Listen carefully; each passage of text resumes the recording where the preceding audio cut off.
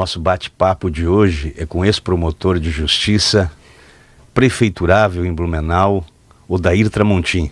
Vamos conhecer um pouquinho da sua história, suas ideias e até propostas, né, para o futuro de Blumenau. Tudo bem, Odair? Tudo bem, Roberto. Um prazer enorme. Obrigado aí pela oportunidade. E eu me coloco à inteira disposição aí para nós conversarmos sobre esses pontos aí que você já adiantou. Então, é um italiano de Campo Herê? É, do extremo oeste, né, noroeste de Santa Catarina, quase na Argentina. É uma pequena cidade, Campo Herê, que há uns 25, 30 anos atrás foi desmembrada em mais 4, né, e eu pertenço a uma delas chamada São Bernardino, um município que tem em torno de 3 mil habitantes, essencialmente rural. A minha família ainda vive lá, os meus irmãos mais velhos que ficaram para trás, ou melhor, assim, que não tiveram oportunidade de estudar, né, ficaram trabalhando na roça. A origem da família é agricultura? É agricultura. Eu fiquei na roça até os 17 anos. E qual era a cultura, o que plantavam? Na época era o pequeno agricultor que plantava mais quase que para subsistência, né? Plantava tudo, feijão, milho, um pouquinho de pecuária também, leite. Hoje lá, por exemplo, os meus sobrinhos que ficaram lá, uns criam frango, outros produzem leite, outros chegou um pouco a mecanização também, planta soja, enfim, aquela agricultura básica, né? Só que você sabe bem, a atividade no interior ela mudou muito, né? Na época a gente vivia um mundo à parte, tanto que uma coisa que eu sempre conto às pessoas se admiram, eu saí de casa, a gente não tinha energia elétrica. Eu conheci energia elétrica com 17 anos de idade, né? Eu vivi a minha infância e a minha adolescência toda sem saber da magia que é a energia elétrica, que vocês que são urbanos não sabem disso, mas eu vivi sem energia elétrica e depois conheci isso, né? Saí para a cidade com 17 anos para estudar, que é uma cidadezinha bem pequena também, na época, hoje um pouco maior, que é São Lourenço do Oeste, fica ali no limite, e depois fiz lá o ensino médio, e aquele tempo o Oeste não tinha nenhuma faculdade, e eu vim para Florianópolis, onde me formei na Universidade Federal de Santa Catarina, curso de Direito. 6 meses depois de formado eu passei no concurso para promotor de justiça, e acabei, por acaso, vindo para Blumenau, me identifiquei com Blumenau e daqui nunca mais saí. Eu moro aqui há quase 35 anos, né? Cheguei em 1989. Fui promotor por 35 anos, né? Trabalhei um pouquinho antes, Brusque, região ali, e de modo que acabei adotando Blumenau me adotou. Eu sempre digo, foi amor à primeira vista, eu me identifiquei muito com a cidade, me envolvi com a universidade, você me conheceu na universidade, né? Sou professor na FURB há 33 anos, então são essas marcas que eu tenho assim, da minha trajetória. Sempre digo, filho de um agricultor, uma coisa absolutamente improvável que o filho de um pequeno agricultor chegasse à universidade, é uma coisa muito rara naquela época. A época sem FIES, sem nenhum tipo de incentivo. Nada. Mas na época a gente tinha uma performance diferente, né? Corajoso, né? Eu saí lá da casa do meu pai, por exemplo, e fui para a cidade, mas eu precisava me sustentar. Aí fui trabalhar de frentista de posto, servente de pedreiro, e graças ao estudo daí fui tendo oportunidade, fui trabalhando de auxiliar de escritório, agente administrativo, e aí encerrou mais ou menos o meu ciclo. Vi que lá não tinha muita oportunidade, que aquele tempo também não tinha muito emprego, né? Os empregos ficavam mais aqui na região industrializada, que era aqui a parte do Vale, do Itajaí, norte, um pouquinho o sul, e o oeste era muito abandonado, né? Subiu a serra, passou da 116, você não tinha absolutamente nada. Então quem quisesse estudar vinha como se dizia, serra abaixo, né? Tinha que descer a serra. Voltando um pouquinho, que eu também cheguei a ter uma experiência de morar sem energia elétrica. Era lampião a gás, era aquela com óleo diesel, era vela, com querosene, querosene, né? Com querosene, aqueles que tinha o lampião e tinha lamparina, né? Para estudar, tanto que a gente ficava... Aí um pedacinho de pano. De pano, com querosene dentro. E aí botava fogo ali. E aquele chuveirinho que aquecia, colocava água por cima, chegaram a ter, não? Não tinha o aquecimento. Depois, no começo era meio aquecia na chaleira, tomava banho de gamela, né? A bacia grande. Era uma gamela, para as pessoas que estão ouvindo não sabem que madeira. É gamela de madeira, né? Porque no frio daquela região não é fácil, por isso, né? Que a gente tomava banho uma vez por semana. As pessoas dizem que só tomava banho por semana, eu não tenho vergonha nenhuma de dizer, mas tomava banho uma vez por semana. Mas o pé lavava todo dia, né? O pé lavava todo dia, né? Mas era a realidade, né? E hoje, quando eu volto lá, naquele tempo, a diferença de quem morava numa região dessa para alguém da cidade, ela era uma diferença, assim, muito grande. Mas como veio o estalo? Eu vou para a cidade, eu vou estudar, eu vou ser promotor de justiça. Tinha alguém na família? Ninguém. Talvez o impulso que eu tive, a gente que morava lá só tinha 2 oportunidades de sair. Uma era para o exército, outra para o seminário. Né? Passou pelo seminário? Não, o meu irmão foi para o seminário. Meu irmão mais velho que eu sempre conto essa história, é que o meu irmão teve um problema no braço. E aí não servia para o trabalho pesado. O meu pai descartou ele, mandou para o seminário. Eram quantos irmãos? No total foram 8 irmãos. Né? 7 vivos, naquele tempo tinha isso, 7 vivos e um morreu falecido. Pequenininho. E todo mundo na lida da roça? Todo mundo na lida, né? Os mais velhos não conseguiram nem terminar o ensino fundamental, porque aquele tempo não tinha, né? Eu consegui terminar o ensino fundamental por um acaso, porque tinha só... Aquele tempo era primário, ginásio e científico. Você lembra disso, né? Sim. Então lá só tinha o primário, que era até a 4ª série. E chegou a pegar a sala que tinha mais de uma série na mesma sala? Sim, Se eu falar isso para o pessoal hoje, eles não vão entender, né? Exatamente. Eu estudei naquelas salas seriadas, né? Isso. A gente estudava da 1ª à 4ª série. Na mesma sala de aula, né? Sala. Escola isolada. Escola isolada. E foi muito interessante porque ela era uma escola isolada, mas era isolada mesmo. Um tanto que foram os agricultores que pegaram a propriedade de um deles, fizeram lá um galpãozinho, fizeram os bancos de madeira, os próprios pais, uma pessoa que era um pouquinho mais letrada, que tinha o ensino fundamental completo, dava aula pra gente, né? E aí a qualidade, né, naturalmente era muito duvidosa. Não, a distância naquela ocasião era bem próximo de casa, em torno de 1,5 km. Mas chegou a quebrar geada descalço? Não? Descalço, ninguém tinha calçado. Mas só que a escola isolada eu só estudei por 2 anos.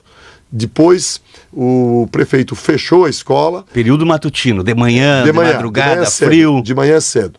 Mas era uma escola assim bem comunitária, um tanto que a professora dava aula, mas no intervalo a gente tinha que ajudar lá nas lides domésticas, limpar o chiqueiro, fazer a horta. As meninas ajudavam ela na limpeza da casa. Eu perdi muito com isso, tá? Eu incomodava, eles me mandavam para a horta. Roberto, não quer ir para a horta? Eu ia para a horta. Tinha isso. E aí eles fecharam essa escola isolada e no vilarejo, uma comunidade que dava em torno de 3 quilômetros, aí lá tinha o ensino fundamental completo, né? E aí era dividido, 1ª série, 2ª série, 3ª série, 4ª série. Aí quando fecharam a escola isolada, a gente foi para lá, deram 3 quilômetros na sola, de pé descalço, naquele inverno, era tinha que querer mesmo, né? Mas os pais incentivavam a época? O meu pai sempre incentivou. Alguns não incentivavam, tanto que eu tenho amigos de infância que são analfabetos até hoje, né? Mas o meu pai incentivava, né? O meu pai não teve a oportunidade de estudar, mas era um homem assim muito, muito inteligente, tinha uma visão muito boa e ele estimulou a gente a ter o ensino fundamental. Ele não imaginava que os filhos dele fossem fazer uma universidade. Era um sonho muito distante. Muito distante. Né? E aí, voltando, como meu irmão foi para o seminário, aí ele voltava para casa, já falando um português um pouquinho pouquinho melhor, vestindo uma roupa um pouquinho melhor, eu comecei a ver, mas eu Gostei disso. Tenho potencial para esse negócio. Do nada, né? Eu fui para a cidade, para o dentista, vi lá um posto de gasolina, fui lá para o dono pedir emprego para ele disse, olha, daqui 2 meses eu te arrumo uma vaga aqui, e fui lá, porque eu precisava estudar e trabalhar, né, para pagar o estudo. Meu pai disse, quer ir, vai, mas tu tem que se virar. E aí eu já tinha quase 17 anos, porque tem uma coisa curiosa, já contei essa história, mas repito aqui.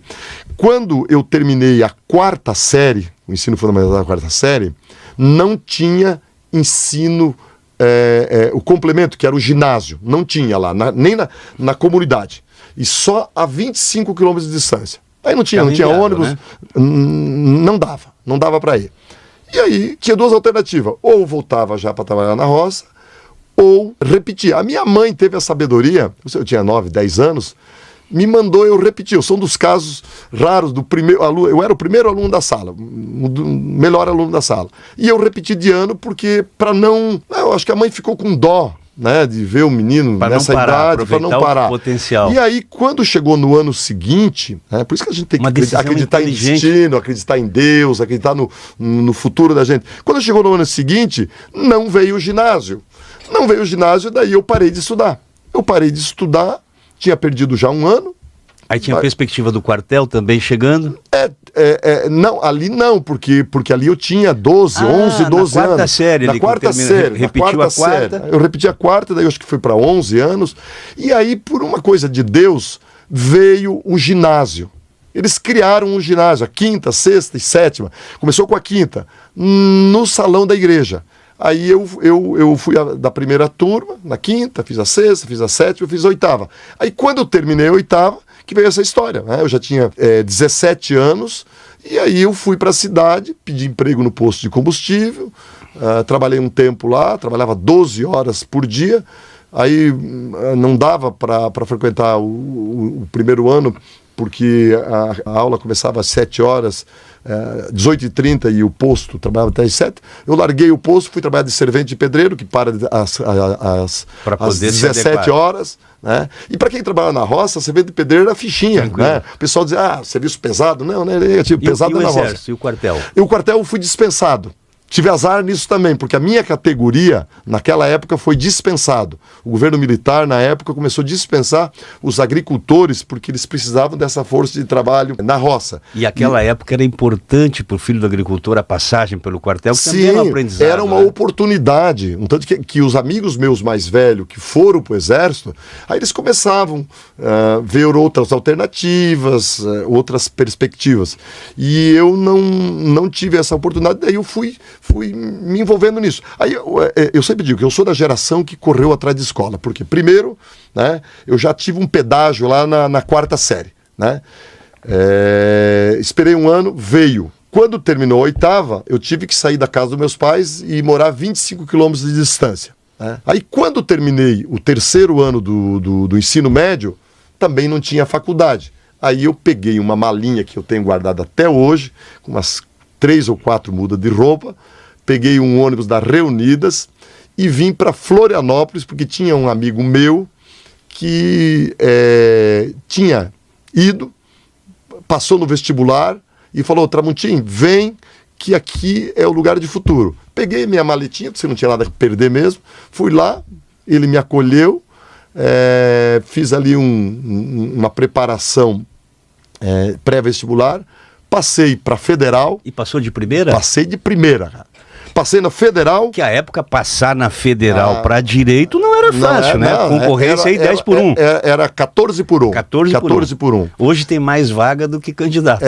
E o que aconteceu, daí eu fiz a faculdade, 6 meses depois eu passei no concurso para promotor. Eu tive uma ascendência assim, fantástica. Em 10 anos eu saí lá da estrebaria, do chiqueiro de porco, e tomei posse no cargo de promotor de justiça. Mergulhou nos livros. Fui.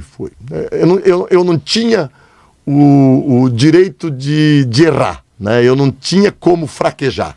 Ou era aquilo, ou tinha que voltar lá para o Cabo da Enxada. E foi isso que me fez eu talvez me dedicar um pouco, né? Não sei o que foi. E na promotoria, atuou mais na área criminal? Eu vim para Blumenau, como se chama promotor substituto, que atua cobrindo as vagas dos outros quando pegam férias, quando estão em licença. E aí eu fiquei aqui em Blumenau um pouco como promotor substituto, decidi que eu não ia mais sair da região, né? Não queria mais sair daqui.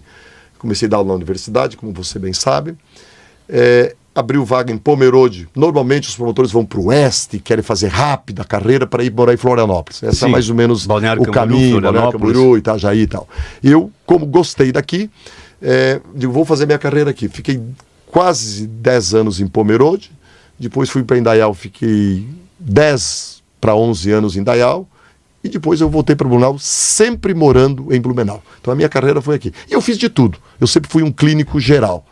Talvez, sempre digo, a atividade que eu mais me identifiquei foi na atividade criminal, né? Até porque eu sou professor. Muitos júris. Fiz muitos júris, fiz júris de grande repercussão, júris com bastante complexidade, e foi ali que talvez eu me saí melhor. Me considero um promotor mediano no júri, tenho uma capacidade de comunicação razoável, que é o que manda no Tribunal do Júri. Está sendo modesto, né? Está sendo modesto.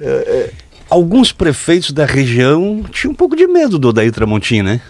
Eu fui promotor, entrei no Ministério Público antes da Constituição de 88. Por isso, essa possibilidade de concorrer ao cargo sem se exonerar, né? Hoje um promotor não pode mais ser candidato, só quem entrou em 88. Eu entrei alguns meses antes da Constituição de 88. E aí, em 92, naquele tempo que eu entrei, não tinha lei de improbidade, não tinha lei de ação civil pública. A lei de ação civil pública até tinha um pouquinho antes, mas não tinha instrumentos para isso. Não tinha Código do Consumidor, não tinha lei ambiental, não tinha nada. Pouca fiscalização sobre o homem público, muito pouco. Né? Era no fio do bigode. As prefeituras, por exemplo, guardavam o dinheiro, né? Tinha caixa, tinha tesouraria na prefeitura, não tinha essa transparência, não tinha informática, não tinha nada. E quando, em 92, veio a lei de improbidade administrativa, né? Que é um instrumento muito importante, e eu fui um dos pioneiros. Eu trabalhava em Pomerode, nós afastamos um prefeito lá que tinha envolvimento com práticas ilícitas. Teve condenação, inclusive. Condenação, né? Foi cassado, foi afastado judicialmente. Depois de Indaial também, depois prefeito de Rodeio, depois que já estava em Indaial também, foi afastado. Eu era muito atuante, fui muito atuante na área da moralidade administrativa, por isso que talvez depois você vai me perguntar por que eu entrei na política, foi justamente por isso, porque eu lutei muito, trabalhei muito. O Pisolati, por exemplo, que depois caiu na lei da ficha limpa, né? Sim. Um deputado poderoso, foi uma ação que eu fiz lá em Pomerode, e mais de 15 anos depois ela produziu efeitos e ele foi enquadrado na lei da ficha limpa. Então, a minha geração de promotores foi uma geração que fez a diferença, que colocou o Ministério Público em evidência nessa área de combate à corrupção, porque antes, quando eu entrei, promotor era para cuidar de área de família, para cuidar de processos de tribunal do júri, para fazer essas coisas do cotidiano da advocacia forense. Aí, a partir de 1988, que surgiram essas classificações de direitos difusos, de direito coletivo. Você, como advogado, conhece tanto quanto eu, e foi ali que o promotor ganhou uma diferença, né, de atuação. Eu aproveitei, né, esse momento, porque eu acho que o Brasil, se a gente for procurar das causas das desigualdades, da pobreza no Brasil, uma das principais se situa no campo da política, no desvio de recursos públicos, na corrupção. Eu não tenho dúvida nenhuma disso. 35 anos de Ministério Público, outro tanto como professor da FURB, aposentado, procurar a política, fazer parte da política, querer ir para o executivo, não é procurar sarna para se coçar depois da vida resolvida?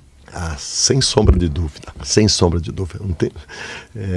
os meus bons amigos, quando eu ensaiei a primeira candidatura lá em 2020, todo mundo dizia: Tramontim, não faz isso, tu é um homem honrado, um homem limpo, isso não é para ti. E aí eu vou te dizer por que eu aceitei o desafio. Primeiro, que eu sou um indignado e sou de briga. Para mim não tem desafio pequeno, eu gosto de desafios grandes. E eu tenho 2 filhos adolescentes.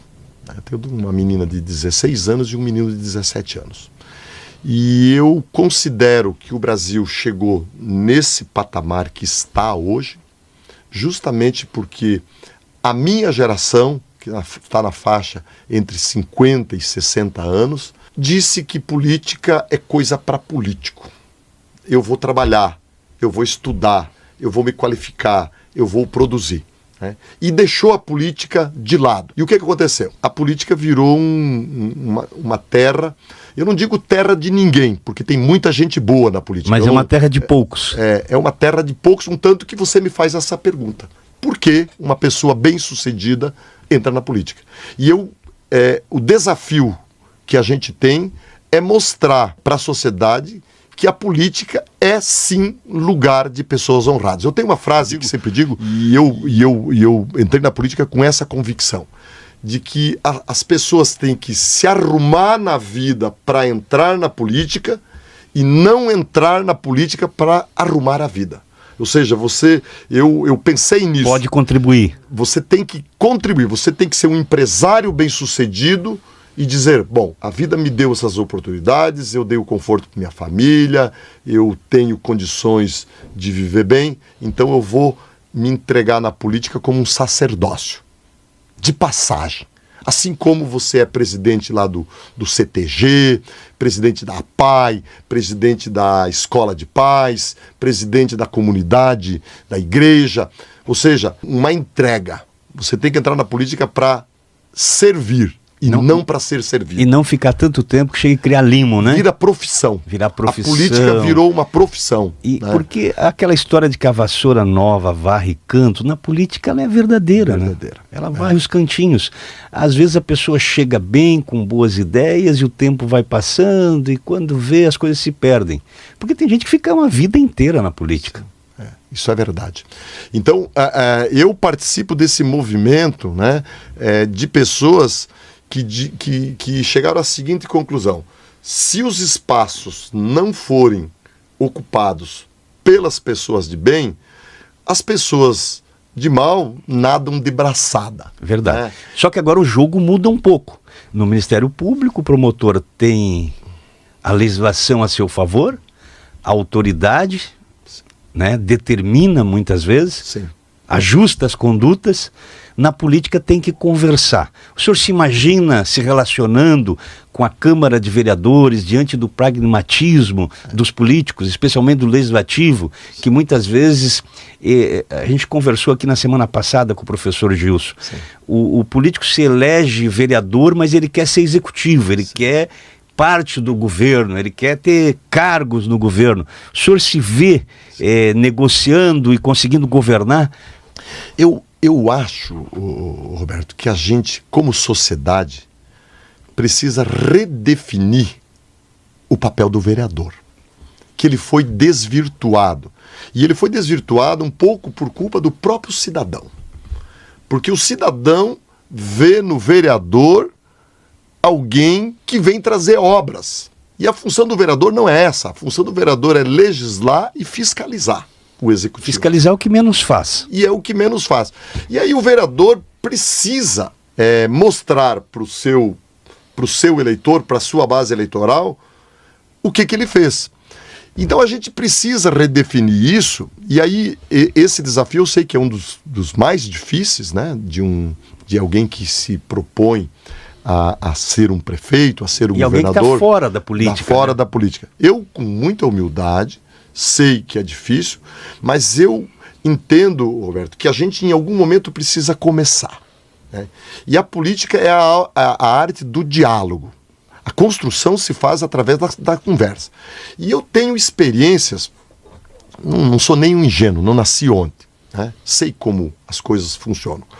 Mas nós temos um prefeito do Partido Novo, lá de Joinville, o Adriano Silva. Eu ia perguntar sobre isso depois. Então já adianto aqui que ele tem sido a minha referência. E quem foi referência dele foi o Romeu Zema, o governador de Minas Gerais. E como é que se fez isso? O governador Zema tinha 3 deputados em 76. Então ele já nasce impeachmentado, né? Já nasce caído. É isso? Sem a base de sustentação. Sem a base de sustentação nenhuma, né? O Adriano entrou na prefeitura com 3 em 19. O Adriano é a primeira experiência política dele também, né? Primeira experiência política. Primeira disputa e primeira vitória e primeiro governo. O Romeu Zema também. O senhor tem conversado com o Adriano sobre as dificuldades de governar? Muito, tenho conversado muito. E talvez já responda uma pergunta que talvez você me faria mais à frente, que o Partido Novo é novo, né? A primeira eleição do Romeu Zema foi em 2018. Foi tão exitoso que se reelegeu no primeiro turno. O Adriano se elegeu em 2020, né, e tem uma administração muito exitosa, tem uma aprovação lá de 92%. Está muito bem avaliado. Muito bem.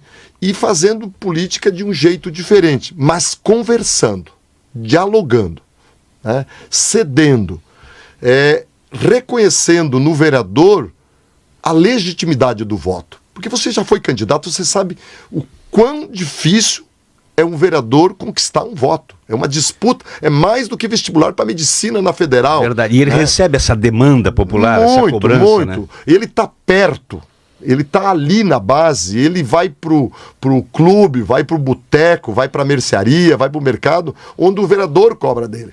E o Adriano tem feito uma experiência muito exitosa lá, que ele não trocou apoio por cargo. Não trocou apoio por cargo. Mas ele conversa e conversou com todos os vereadores.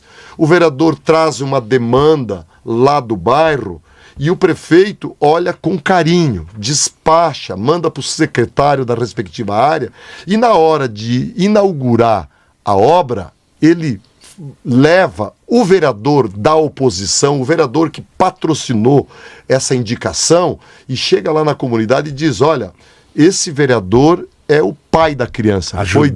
Foi dele a ideia, a pressão, a reivindicação. E aí o vereador consegue as duas coisas, né? Exerceu o seu papel de forma republicana e, ao mesmo tempo, ele prestou contas para sua base, dizendo da importância do vereador ser o elo que faz a ligação entre o cidadão e a administração municipal. Então, a gente acredita, sem ingenuidade, porque sabe que também tem vereadores que botam a faca no pescoço, mas lá em Joinville, por exemplo, se constatou o seguinte, que tem muita gente boa na política. Tem. Essa história, e eu falei muito isso desde a campanha a prefeito, depois a campanha a governador. E quem não é bom também sabe com quem vai falar, né? A assombração sabe para quem aparece. É verdade. Você que é campeiro sabe disso, né? A assombração sabe para quem aparece. Então, se o prefeito não dá lado, né, as pessoas se comportam.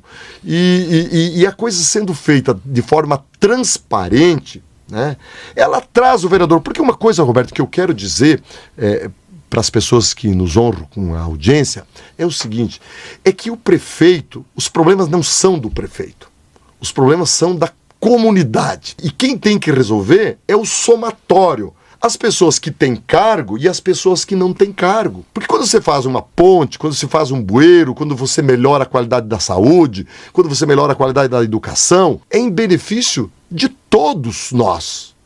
Então esse problema não é... Se a saúde está ruim, o problema não é do prefeito, o problema é nosso. Se a educação não está boa, esse problema não é do vereador, Esse problema é nosso. Então a população tem que parar com essa conversa e dizer, isso aí é culpa tua, isso é culpa dele. Não, isso aí é culpa nossa.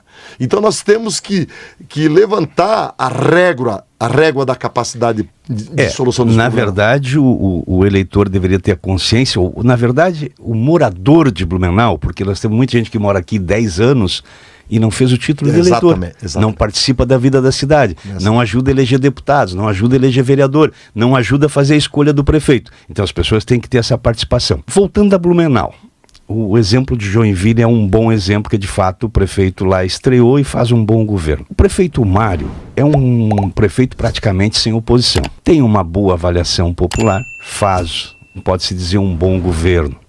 Muito embora muitas pessoas entendam que é hora de mudar o jogo político e trocar as peças do tabuleiro. Olhando para Blumenau, o Odair já falou sobre o que lhe fez participar da política, o que lhe incomoda na gestão política. Em Blumenau, o que pode ser melhorado? O que eventualmente o prefeito Odair Tramontim poderia melhorar, além do que está sendo feito hoje? Bom, a primeira coisa, a marca do Partido Novo, ela é a marca da qualificação da gestão. Eu tenho muito claro, e esse é o diferencial do Adriano em Joinville, do Zema em Minas Gerais, é colocar pessoas certas nos lugares certos. Isso já dá uma grande diferença. Porque o cidadão comum, ele tem essa ideia de que política, como disse, é uma coisa ruim. Por isso que um número bem expressivo sequer tem título de eleitor. Tem pessoas que ainda têm orgulho de dizer eu não gosto de política, eu não participo da política, sem ter aquela noção muito óbvia de que ele gostando ou não gostando, vai ter vereador, vai ter prefeito, vai ter deputado, vai ser senador, vai ter todo mundo. O que ele pode é participar da escolha, né? Exatamente. Então ele está abrindo mão dessa participação da escolha. E o que o Partido Novo oferece? Oferece essa diferença, né, que é a qualificação da gestão. Aí alguém diz, Tramontim, isso é muito pouco. Não, Roberto, é muito. Você imagina se nós formos fazer uma seleção de futebol, falar uma linguagem que todo mundo entende. A gente tem que escolher os melhores e não os parentes. Imagine se eu vou fazer uma gestão em Blumenau com os meus parentes ou com os meus amigos ou com os amigos dos meus amigos para ajeitar a vida das pessoas. Então isso tem que melhorar na atual gestão. Mas, fundamentalmente, vereador, dizem, eu não vou aqui acusar ninguém, mas dizem que tem vereador que tem 20, 30 indicações de cabos eleitorais, Roberto. Como cargos dentro da prefeitura. Cargos dentro da prefeitura. Isso não vai ter com o prefeito Tramontim? Zero. Né? Isso não tem em Joinville, isso não tem em Minas Gerais, porque esse toma lá da cá é a principal causa da ineficiência da administração pública. O prefeito Tramontim mudaria praticamente todo o quadro diretivo, assim, então? Deixa eu dizer para ti uma coisa, que eu tenho muito claro. Já falei antes. Que tem gente que está em cargo de confiança aqui 20 anos. Pois é. Tem gente que está há bastante tempo e é boa, é eficiente. Então eu não tenho essa visão de terra arrasada, de que tudo que está aí está ruim, de que todo mundo é ineficiente. Não. A gente teve exemplos, e desculpa por eu estar repetindo de novo, que lá em Joinville e em Minas Gerais foi mantido inclusive gente do primeiro escalão. Porque se tem um secretário que é bom, que entrega, que presta o serviço, porque o que a gente quer? Eu sempre brinco assim, que não interessa a cor do gato, interessa que o gato mate o rato, não é isso? Verdade. Então a gente faz o quê? Um chamado processo seletivo. A escolha do Partido Novo é feita pelo currículo e não pela indicação. Isso não quer dizer que os partidos não possam indicar, né? Ainda mais agora que nós vamos fazer coligação. O partido diz, olha, nós temos um quadro aqui de pessoas, tem um engenheiro aqui extremamente qualificado que gostaria de contribuir numa secretaria, como, por exemplo, de obras, né? Nós temos aqui uma pessoa da área da saúde que gostaria de levar a sua experiência para a área da saúde. Nós temos aqui uma pessoa, por exemplo, do quilate do professor Gilson, né? Professor renomado, consolidado, e que lhe diz assim, olha, eu conheço um professor de excelência, que seria um excelente membro da Secretaria da Educação. Se ele tem qualificação, por que não? É aquilo que eu falei da seleção brasileira. Você não põe um goleiro, né, não coloca o goleiro como meio-campo ou como goleador. Goleiro é goleiro. E o que acontece com esse toma lá da cá, com esses ajustes? A gente vê engenheiro trabalhando na Secretaria da Saúde, vê médico trabalhando no SAMAI. Estou aqui usando o exemplo aleatoriamente, não sei se tem. Já que o senhor tocou no SAMAI, me preocupa o SAMAI, Tramontim? O SAMAI vai ser a minha menina dos olhos, cara. Eu acho que o SAMAI precisa de um choque de gestão. O SAMAI precisa de um choque de gestão. Ele tem sido, infelizmente, você pode ver que eu não faço crítica nenhuma à atual administração, não é o meu, eu sou um pré-candidato construtivo. Vendendo as suas ideias, mas alguns pontos precisam ser avaliados, né? Então, por exemplo, o SAMAI tem sido um ambiente de muitos problemas, né? Tanto que recentemente teve lá polícia lá, o presidente foi afastado. Gera muita desconfiança. Gera muito desconfiança, né? Então, isso precisa ser recolocado nos seus devidos lugares, né? A gente precisa dar na campanha passada, nessa eu não fui ainda, Roberto, eu fui dar uma olhada por aí e o nosso lixo estava sendo levado lá para Brusque, cara, um preço elevadíssimo, o dobro do que gasta a prefeitura de Pomerode, de Timbó e de Indaial, ali naquele consórcio, né? O lixo é uma máquina de dinheiro. Então eu não estou aqui, pelo amor de Deus, insinuando nada, tem contrato, tem isso, mas a gente precisa olhar isso com um olhar de lupa, né? É preciso isso. Avaliar esse custo, né? Tem é o cidadão que paga, né? Tem que avaliar isso. Eu fiquei estarrecido na ocasião, eu fui ali naquele local ali perto ali no aterro, né? E o senhor não tem o direito de errar, né? Não posso, né? Sou vitrine, né? Mas na época eu vi uma coisa assim que me assustou muito, porque a gente separa o lixo em casa, chegava lá e estavam misturando tudo e mandando para frente. Isso é uma coisa que é inaceitável, né? Então, o SAMAI não pode ter esse selo da desconfiança, o selo da acomodação, da indicação. O SAMAI é uma autarquia que diz muito para a cidade de Blumenau e precisa. A BRK conseguiu atingir a meta de tratamento de esgoto prevista no contrato? Eu não tenho essa informação. Eu sei que hoje nós estamos com quase 50% de esgoto tratado, não sei se já não passou. Que ainda é baixo pela pretensão muito baixo, de um município mas como Blumenau, até bem pouco tempo nós tínhamos 5%, né? Verdade. Então a gente precisa reconhecer que isso é um problema não de Blumenau, é um problema de Santa Catarina.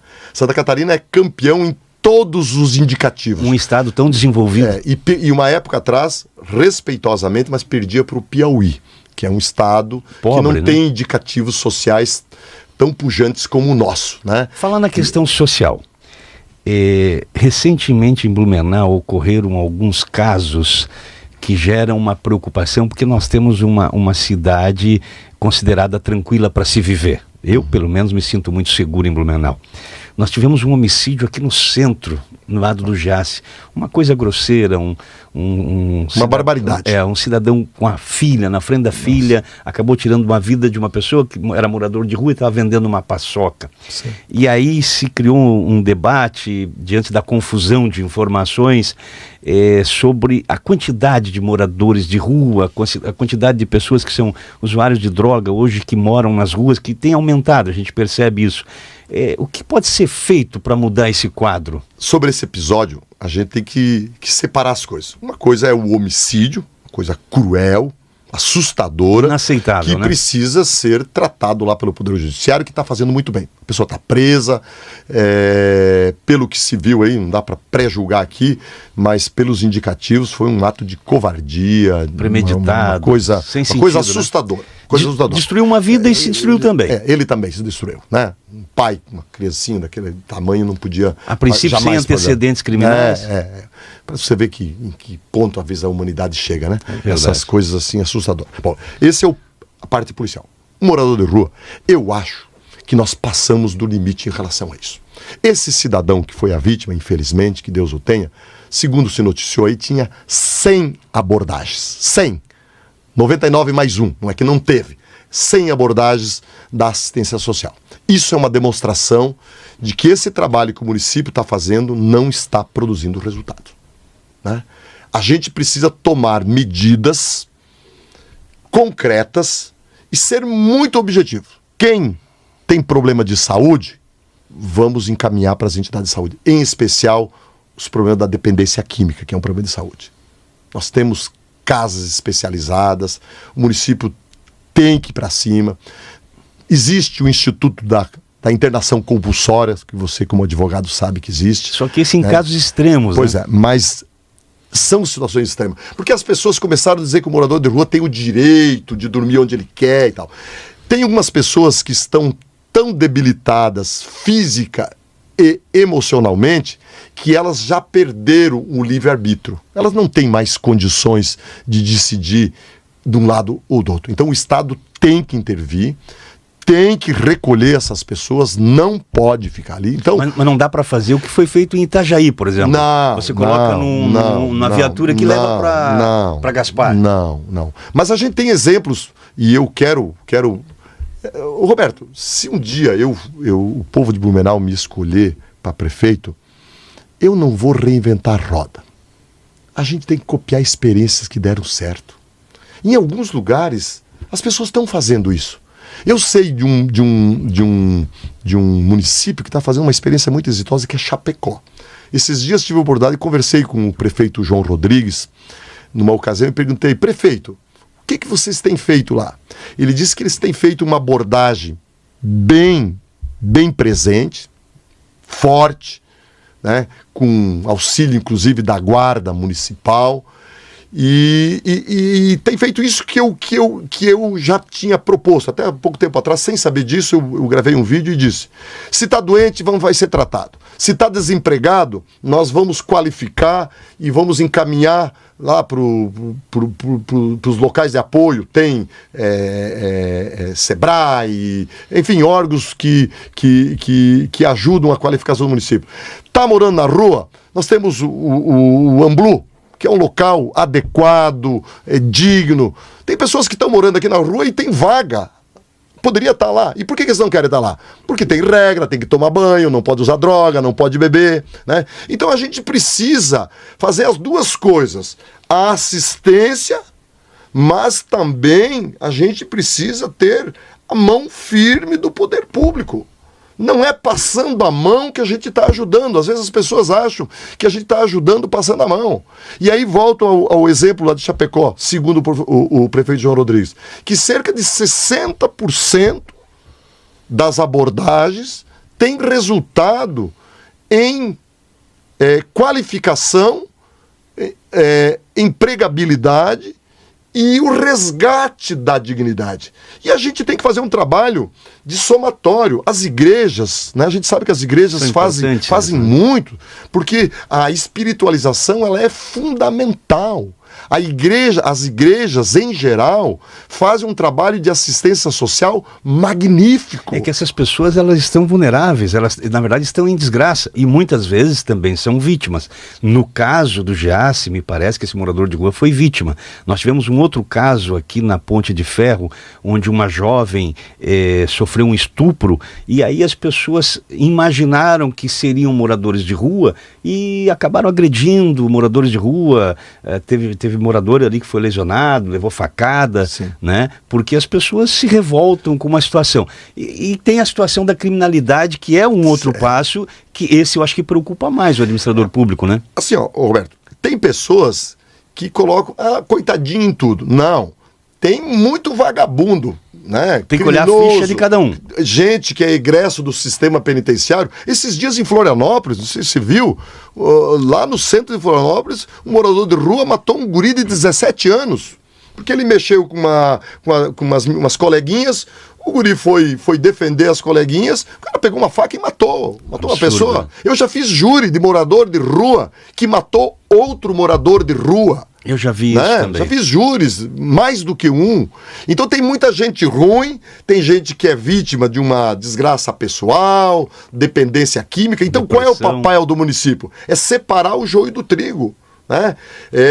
Identificar aqueles que tem um potencial de recuperação e dar uma oportunidade. E aqueles que não têm esse potencial de recuperação, se faz internação compulsória, se recolhe ele, leva lá pro local que o município tem. Porque eu sempre digo, Roberto, as pessoas confundem. Dar dignidade não é passar a mão.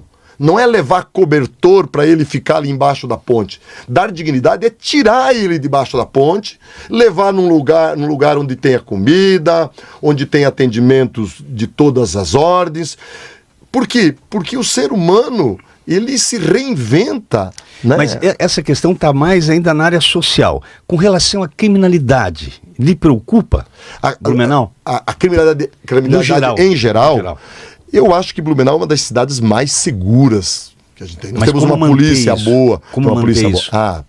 É fazer o dever de casa sempre. São das mais variadas formas. Primeiro, a obrigação da manutenção da paz social, ela é atribuição do Estado, né? Ela é estadual.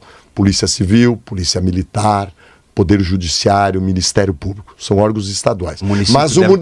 Mas o município tem que participar. O seu nome foi cogitado. É o somatório disso. O seu nome chegou a ser cogitado, me parece que recebeu um convite para ser secretário de Segurança Pública do governador Jorginho Melo. Eu fui convidado. E não seria um desafio importante para esse promotor público comandar a segurança pública de Santa Catarina? Foi com dor no coração que eu disse não, né? Eu me senti honrado. Eu tenho uma relação pessoal muito boa com o governador Jorginho Melo. A gente se conheceu durante a campanha, tenho um respeito enorme por ele, gosto pessoalmente dele. Parece que a recíproca também é verdadeira, ele sempre me trata muito bem. E ele me fez esse convite, mas o convite estava um pouco atrelado, ou bastante atrelado, a questão partidária, né? Ele queria que eu fosse para o partido dele. E aí eu eleitoralmente, seria dentro da sua linha política, não seria algo anormal, mas seria uma perspectiva Roberto, boa de vitória. Então deixa eu te dizer, e sem fazer qualquer julgamento a respeito disso, é porque eu acho que a segurança pública não é lugar de político, é lugar de técnico. E se eu fosse para lá, eu encerraria... Seria o promotor ou o político? Não, é o promotor, né? E eu me senti habilitado, faço isso a vida toda, né? E se eu fosse governador, escolheria um promotor, um delegado de polícia, alguém da área. Que encerrar a caminhada. Não. Eu acho que uma secretaria dessa envergadura, com essa complexidade, não cai muito bem em político. Não cai muito bem em político, porque daí você começa a tomar decisões olhando a vertente política. Muito na véspera da eleição municipal. Imagina, não, porque daí o secretário... É uma caminhada para longo prazo, médio prazo, pelo menos. O secretário começa a olhar só para o seu quintal, começa só a aparelhar as delegacias da sua região, e aí o secretário tem que enxergar a floresta e não as árvores, como eu sempre digo. Então, foi com essa perspectiva que eu não aceitei, porque eu acho que eu me saí bem da campanha para governador e tenho o desejo de ser prefeito de Blumenau e considerei que eu devia ficar no lugar em que eu estava, né? Eu não sou apegado a cargo, não tenho essas vaidades, era um cargo realmente importantíssimo. E na sua área de atuação, na minha área, estaria jogando no meu campo, na minha casa, mas isso não significa dizer que amanhã depois eu não possa fazer isso, porque o meu aprendizado está ali, só que naquele momento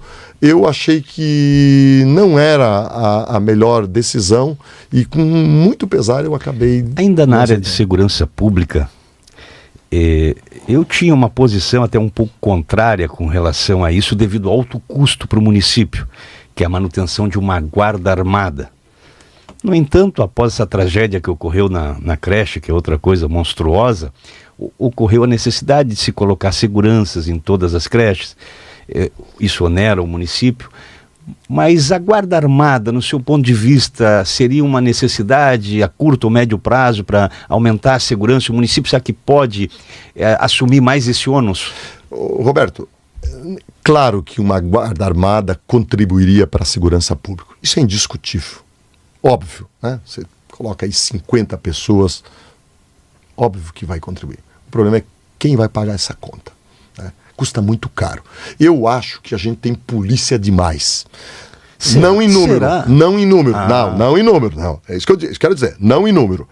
Nós temos polícia civil, nós temos polícia militar, nós temos polícia federal, nós temos polícia científica, nós temos polícia penal. É muita polícia. O que precisa... Porque o que acontece? Qual é o papel do prefeito? O papel do prefeito é chegar. Governador Jorginho, Blumenau tem uma das menores, eu não sei se é isso, uma das menores proporções de policiais por habitantes. Não. Em toda reposição, Blumenau perde, exatamente. Se aposenta mais do que entra. Então, o papel do prefeito tem que ser um líder político, alguém que transcenda a cidade, alguém que seja recebido pelo governador e respeitado pelo governador e ouvido pelo governador. Se me permite, e talvez nem seja eu a pessoa, mas eu acho que a cidade, embora eu julgue humildemente que tem essas credenciais, mas a cidade, ela precisa ter protagonismo. A cidade precisa ter líder. A cidade precisa ter alguém que ressoe para fora do seu território. E esse é o papel do prefeito municipal. O prefeito municipal tem que ir lá falar com o governador, tem que ir na Assembleia, tem que falar com as lideranças, com os deputados e trazer recursos, trazer efetivos. Então eu acho que não precisa a gente gastar dinheiro com uma guarda municipal se a gente tiver condições de que o número de policiais militares, policiais civis, sejam de acordo com a necessidade. Isso é uma obrigação do Estado, né? Segurança pública é obrigação do Estado. E aí o município, em conjunto com o Estado, pode fazer segurança pública. Sabe como? Fazendo regularização fundiária, por exemplo, levando dignidade para esses lugares mais afastados, levando infraestrutura, levando iluminação. Esse é um ponto que eu quero tratar. Levando as condições, porque a criminalidade, ela convive muito com os desajustes sociais. Eu trabalhei 35 anos da minha vida vendo isso. Então, a desorganização social é um ambiente que favorece o surgimento da criminalidade, em especial das organizações criminosas. A gente sabe, nós que somos de Blumenau, mas isso é um problema quase que no Brasil inteiro, que esses locais de moradias sociais, de Minha Casa, Minha Vida, em alguns lugares mal concebidos, viraram ambientes de trincheira de crime organizado. E que as pessoas boas tiveram que fugir. Nós temos muitos exemplos. Então é preciso que segurança pública não seja olhada só como um caso de polícia, só como um caso de justiça. Eu acho que, essencialmente, é caso de polícia e de justiça. Esse problema que nós temos de criminalidade, grande parte é pela impunidade. Penas pequenas, bandido saindo do distrito policial antes do policial. Esse prende, solta, esse enxuga gelo. Eu não tenho dúvida nenhuma que é isso. A gente viu, nessa semana, estarrecidos, a mulher de um líder de uma facção criminosa sendo recebida no Ministério da Justiça. Isso é inaceitável, essa condescendência, essa tolerância, essa convivência dos órgãos públicos com os crimes organizados, ou não. Criminoso é criminoso. O criminoso tem que estar na cadeia. Isso para mim é muito claro. Agora, o poder público, repito, em especial o poder público municipal, pode somar forças com os agentes do Estado e levar um ambiente melhor para as pessoas, porque tem aquela velha teoria que você conhece, da janela dos vidros quebrados, né? Que quando o ambiente é propício ao crime, ele possibilita que as pessoas se sintam estimuladas, né? Eu sempre digo que uma casa suja é fácil cuspir no chão, jogar uma casca de banana, uma casca de laranja, mas vai numa casinha bem limpinha, a gente até tira o sapato para entrar, né? Deixa o chinelo, sabe onde está entrando. E esse é o problema que Tramontim, entrasse numa seara interessante. Nós falamos aqui o tempo todo de demandas, necessidade. O Partido Novo, ele surgiu questionando o tamanho do Estado, sim, lutando para reduzir impostos, pregando, sim, a redução de impostos. Sim. A prefeitura, A administração de uma prefeitura é exatamente o contrário. É demanda e atender necessidade. Como é que o Novo trabalha essa questão do tamanho do Estado quando se depara com uma administração pública, com uma prefeitura, com tantas demandas sociais para atender? Eu quero explicar uma coisa aqui, Roberto, que as pessoas às vezes tentam desvirtuar o Partido Novo. A gente fala que o tamanho do Estado tem que ser o menor possível justamente para sobrar dinheiro para atender as demandas da sociedade. Por exemplo, essa questão do excesso de cargos, né, de cargos desnecessários. Isso custa dinheiro, isso falta lá na ponta.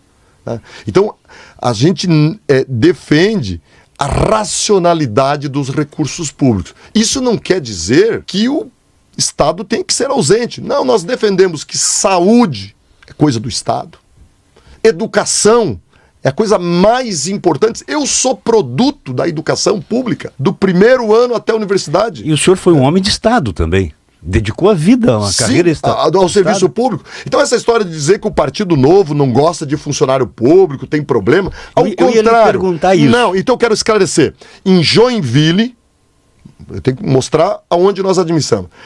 Cerca de 60% dos cargos comissionados de direcionamento, de gerência, são ocupados por servidores públicos.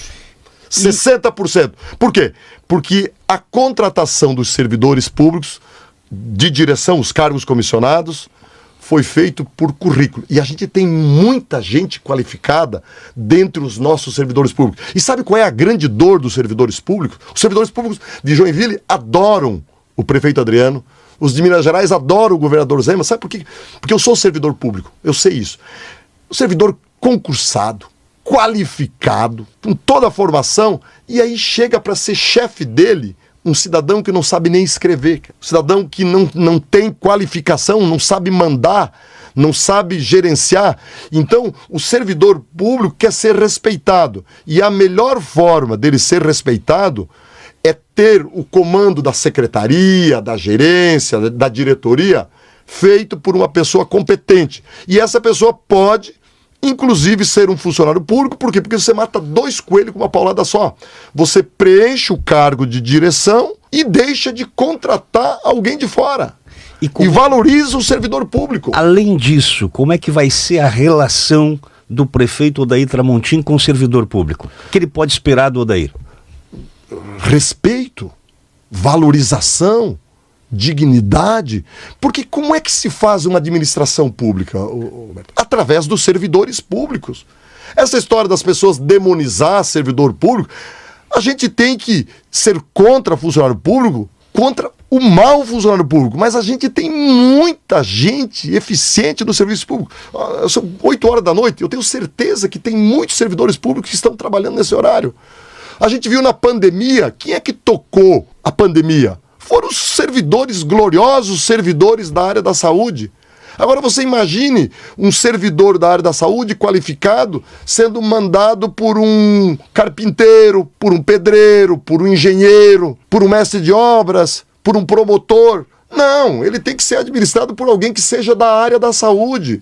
Então, o nosso zelo como administradores é pessoas certas nos lugares certos. O lateral tem que jogar na lateral, o zagueiro tem que jogar na zaga, o goleador tem que jogar no ataque. Assim que se faz. Falando em lateral, nós temos lateral direita e lateral esquerda. Eventual e futuro prefeito Odair Tramontim trabalha para todos? O prefeito é prefeito da cidade.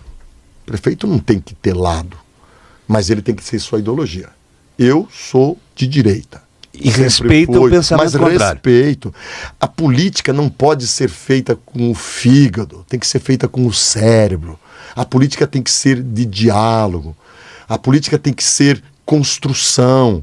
A política tem que ser o somatório. Então o Brasil entrou num ambiente muito ruim desse nós e eles. Então, a gente vê esse policiamento que quando o prefeito recebe o governador recebe um deputado da esquerda, o prefeito recebe um vereador de esquerda, parece que ele virou de esquerda. Não, ou recebe um ministro. Meu Deus do céu! Né? A eleição acaba no dia da proclamação do resultado. É claro que um prefeito que tem um viés de direita não vai implementar políticas que não sejam aquelas que ele concorda. Isso a população tem que ter muito claro isso. Isso é natural, né? Mas isso é natural, isso é do processo. Né? Então, eu acho que o Brasil está perdendo muito com esse nós e eles. Porque né? às vezes você acaba optando por uma alternativa pior, somente por ser da mesma linha do espectro ideológico. E uma verdade que seja dita em Blumenau. Blumenau tem entre 70% e 75% da população que se identificam com o espectro mais à direita. Ou seja, o prefeito de Blumenau vai ser da direita, próximo prefeito. Mas ele tem que governar para todos. Sim, tem que governar para todos. Porque todos vão votar, 100% do eleitor. Sim. Eu vou votar. Certo. Eu vou escolher um entre os candidatos que melhor vão governar a minha cidade. Exatamente. Porque não vou escolher presidente da República nessa eleição e não vou escolher deputado federal. Era isso que eu queria falar. A eleição municipal, guardada as proporções, é como a gente escolher o síndico do prédio da gente. É quem vai cuidar desse grande condomínio que é a nossa cidade. Então não é aqui que a gente discute essas questões nacionais, disso, daquilo, né? Aqui a gente tem que discutir os problemas locais. O cidadão quer saber se tem creche para o seu filho, quer saber se a qualidade da educação vai dar um futuro. Tem gente que precisa de creche. Claro. Eu faço ações. Olha, não quero faltar com a verdade aqui, mas tem meses que eu faço 8 ações de vaga em creche em Blumenau. Tá todo mundo precisando. Então o que o cidadão quer? Ele quer ter um postinho de saúde que tenha médico, que tenha resolutividade, que tenha prestação de serviço. Ele não quer saber de onde veio isso, ele quer saber que ele precisa se tratar. Ele quer saber do futuro para os seus filhos. Então, a gente precisa... E o município tem uma responsabilidade muito grande, porque o município cuida da primeira infância. Né? O ensino fundamental é responsabilidade do município. Que o nome já entrega, né? Fundamental. Né? Pau que nasce torto não se endireita. É muito difícil se endireitar. Então a gente precisa fazer isso. E aí contar uma experiência bem interessante lá de Joinville. Eu fiquei sexta-feira. Eu tenho uma relação muito próxima com Joinville. Por quê? Porque eu quero trazer as coisas que deram certo de lá para cá. Eu já morei lá.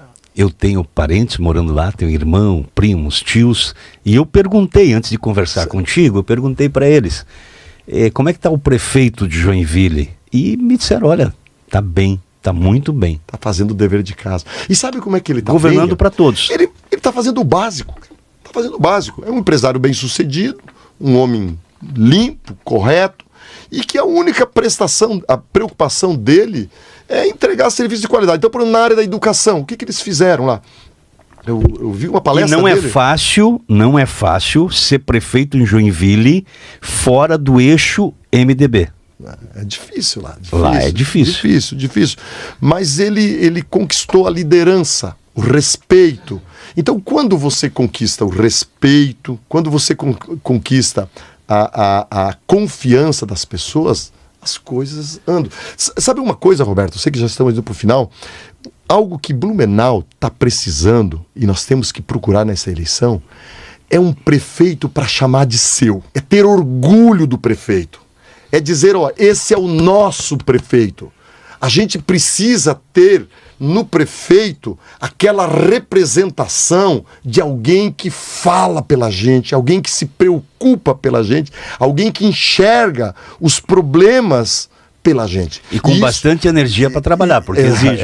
Exige. Então isso o Adriano tem conseguido lá em Joinville. Eu andei com ele pelas ruas, as pessoas param ele na rua para fazer selfie, para tirar foto, para publicar na rede social.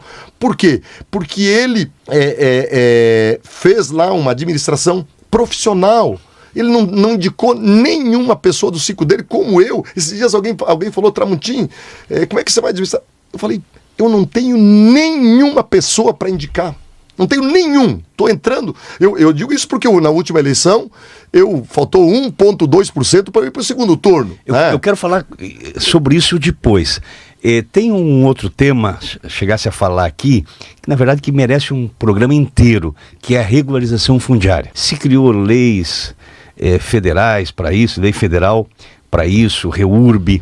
Em Blumenau não andou. Tem municípios do estado que aconteceu, que as áreas foram regularizadas, que as pessoas têm a sua escritura pública. Blumenau andou muito pouco, quase nada. E também na área privada é difícil a regularização fundiária em Blumenau. O judiciário ele caminha a passos lentos para a resolução dessa situação. O Tramontim vê isso como uma prioridade, como uma necessidade de fato de organizar? Em Joinville, em 3 anos, foi feito mais regularização fundiária do que nos últimos 20 anos. É prioridade do Partido Novo pelo seguinte. Primeiro, leva dignidade para as pessoas. A pessoa não tem um endereço, Roberto. Gente que mora há 20, 30, 40 anos, tem gente aqui em Blumenau que mora no mesmo local e não tem um CEP. Querem pagar o IPTU, né? E não conseguem. Querem pagar o IPTU, querem contribuir, quer vender a casa. E a gente tem a visão econômica, inclusive. Porque se cortar a luz, não consegue ligar mais. Exatamente. Então, nós do Partido Novo temos a visão econômica, inclusive. Por quê? Porque se você der escritura, o imóvel dele vai valer mais. Ele pode fazer um financiamento. Ele pode dar o imóvel em garantia. Ele pode vender o imóvel. Porque deixa de ser invisível, né? Claro. Isso é cidadania. Evidentemente que nós estamos numa fase de pré-campanha, não é hora de ficar prometendo nada, né? Mas, como promotor de justiça que eu fui, conheço a legislação. Você sabe que a REURB, uma legislação que veio para simplificar, e se o município... Dá instrumentos para o município dá resolver, instrumentos, né? Importantíssimos. Se o município e os cartórios, porque hoje dá para fazer direto nos cartórios. O município identificar as áreas, o tempo de ocupação. Isso eu coloquei para minha equipe, vai ser destaque. Aqui, sabe aquele que você coloca uma estrelinha no nosso plano de governo? A regulação fundiária. E será vinculada diretamente ao gabinete do prefeito. Por quê? Porque Blumenau tem essas tais ruas de placa amarela, de placa branca, que é o selo da falta de cidadania, de dignidade. Eu não estou aqui prometendo, vou fazer isso, aquilo. Não. A gente vai criar estrutura para que o cidadão, o poder público, porque isso é responsabilidade do cidadão. O cidadão, você sabe, aqui não é o ambiente, tem 2 tipos de regulação fundiária, tem a social e tem a outra, né?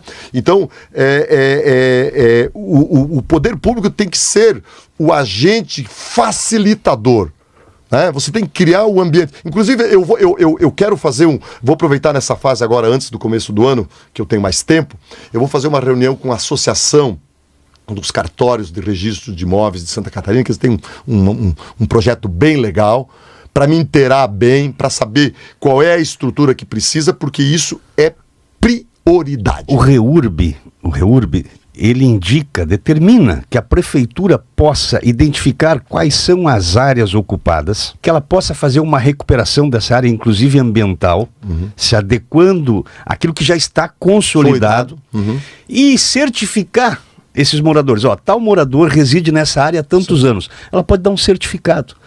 Depois de 4, 5 anos, o morador pode fazer a uso capião de forma mais simples, se o município não quiser fazer. Mas o fato de ele certificar e identificar, ele já facilita a vida de todo mundo. A gente não esquecer de um tema que é fundamental. É sobre o Partido Novo. Falasse há pouco aqui que na eleição passada faltou quantos por cento para o segundo turno? 1,2%. Isso foi 2 mil votos? 2000 e...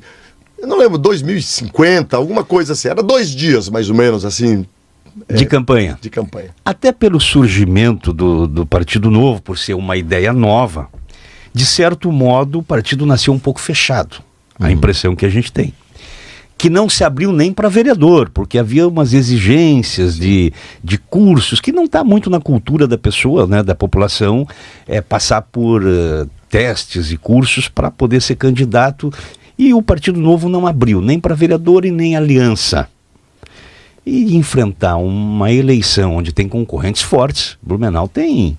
Talvez possamos ter deputados disputando a eleição, gente qualificada, certamente. Candidato da prefeitura, né, candidato do governador, candidato do PT. É uma disputa acirrada.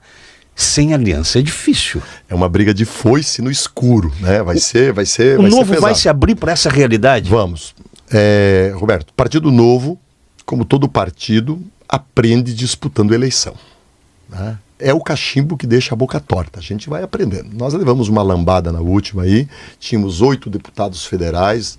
Eram, no ranking dos políticos, sempre os melhores avaliados. E diminuímos para 3. Isso tem um pouco, talvez, relação com o uso do fundo eleitoral. Também. Porque com a legislação como estava, que permitia a doação de pessoa jurídica, o jogo fica meio parecido com as forças, vamos usar aqui de direita. Agora, quando um grupo usa o fundo e o outro não usa, o prejuízo é um andando de helicóptero e o outro andando a pé, né? É desigual. Mas, voltando a essa tua pergunta, nós refletimos, amadurecemos e chegamos à conclusão de que a gente precisa se unir. Nós vamos fazer coligações, né? Desde que a coligação não seja aquelas coligações feitas de portas fechadas. Não, a nossa coligação é aberta, um documento escrito dizendo os limites da coligação. Não pode ser esse troca-troca, entregar porteira fechada, por exemplo, coligo com o partido tal, você vai ganhar tal secretaria tal. Não, isso não. Isso a gente não faz, isso eu não aceito, eu não participo desse tipo de negociata, porque uma coisa é coligação, outra coisa é negociata, é negócio.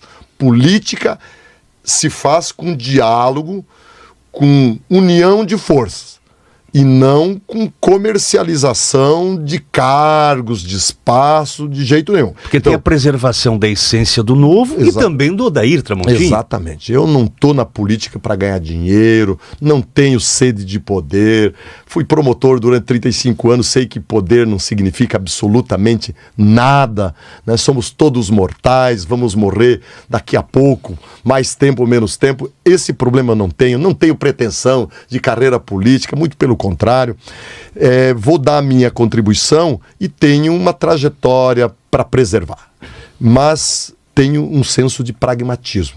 Para ganhar a eleição precisa de coligação. Eu não tenho condições de disputar uma eleição sem tempo de televisão, porque agora o Partido Novo nem tempo de televisão tem. Antes eu tinha 13 segundos, agora nem isso eu tenho, né? Eu preciso ter uma estrutura minimamente para disputar a eleição. Então nós vamos nos coligar, já tem algumas conversas com alguns partidos, estamos conversando bem devagar, um namoro que começa com fundamentos, né, vai ter um noivado, e lá no ano que vem nós vamos anunciar o casamento. Plano, né? De governo. Plano de governo, tem que ser uma política com P maiúsculo, né? E aí eu repito, Roberto, o que eu disse, e eu falava muito isso na campanha, sobretudo para a gurizada mais nova, né? Não existe monopólio de virtudes. Não existe essa, nós somos os bons e os outros não valem nada. Não. Eu conheço muita gente boa, muitos políticos sérios, muitos secretários, muita gente do bem que quer o melhor para a cidade. Então nós temos que somar força com esses movimentos, com essas características, e vamos apresentar para Blumenau uma proposta diferente, um ritual diferente de diálogo na construção dessas alianças e, sobretudo, uma perspectiva daquilo que o blumenauense lá na frente pode esperar, né? Porque quando a coisa começa errada, ela não vai dar certo. Isso a gente já sabe. Tem tragédias anunciadas e eu não quero fazer parte de tragédia anunciada. Alguns bastidores da política de Blumenau, alguns grupos políticos comentam: olha, nós temos que nos organizar para enfrentar o Tramontim. Isso é uma loucura. Tem a consciência disso? Não, isso não é verdade. O pequeno que sou eu, cara. Não, eu ouvi essa história, deve ser delírio, porque como o pessoal que está aí, tem gente que está há 30 anos aí, eu estou aqui há 30 anos em Blumenau, e tem umas figuras aí que estão há 30 anos mandando na administração municipal, sai governo, entra governo, tá a mesma turma ali. Então esses são os poderosos. Mas nós de fora que temos que nos unir para tirar eles, não é o contrário. Eles identificam no Odair Tramontim não é verdade. O adversário a ser batido, hein? Imagina, nós temos, como todo mundo diz que é candidato, a vice-prefeita, né? Uma mulher que está ali na administração todo dia, fazendo inauguração, prefeito rasgando o bacheiro para ela o tempo todo, isso, aquilo. É uma candidata fortíssima. Nós temos deputados, né? O PL, por exemplo, tem um deputado da envergadura, o deputado Nats, que fez 45 mil votos. Pois é, mas né? parece que o Nats dessa vez está tirando o time de campo. Não. Eu vou conversar com ele aqui. Conversa com ele e pergunta para ele. Os seus adversários parecem que estão largando antes de começar. Não, muito pelo contrário, de jeito nenhum. O pequenininho aqui sou eu, Roberto. Eu não tenho cargo, eu não tenho dinheiro, eu tenho um partidinho pequeno, mas tenho uma trajetória que faz com que muitas pessoas me procurem. Isso é verdade. Tem uma proposta sólida de mudança, uma proposta sólida, eu tenho referências, as pessoas de Blumenau sabem como é que tá Joinville. Pô, mas se deu certo lá em Joinville, pode dar aqui. E aí, Roberto, quero dizer uma coisa, o seguinte, para as pessoas que vão nos assistir. O problema não são as pessoas. Eu vi muita gente boa entrar na política e enroscar o paletó na cerca. Por quê? Porque são os métodos. São os métodos. Então, por isso que eu estou no Partido Novo. Bom, eu recusei um convite do governador Jorginho para ir para o PL. Para mim, como diz o governador, era morro abaixo.